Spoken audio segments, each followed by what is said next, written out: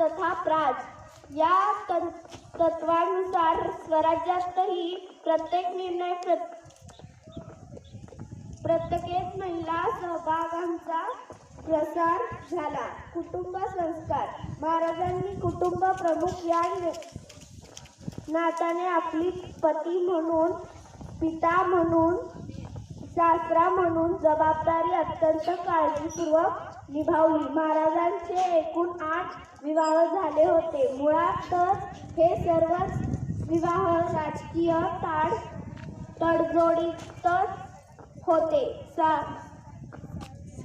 सासरकडून शिवाजी राजांना स्वराज्यासाठी या विवाहातून मदत मिळत असे. या परिस्थितीत महाराजांनी प्रत्येक राणीला पती सुख दिले होते.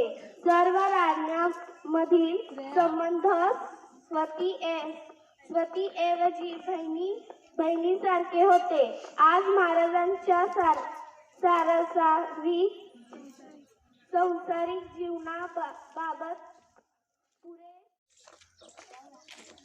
सामाजिक न्याय. भारतीय समाजात असलेली विषमता स्वराज्यात पूर्णपणे नाकारण्यात आली होती.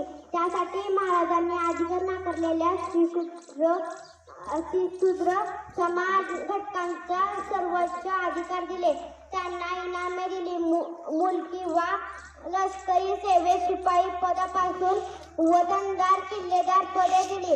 हाती अद्ययावत शस्त्रे दिली. छावणी, सामायिक जेवण व सामायिक निवास दिले. धर्मग्रंथांनी लादलेली सप्तसिंधू समुद्र उल्लंघनाची बंदी उठवली.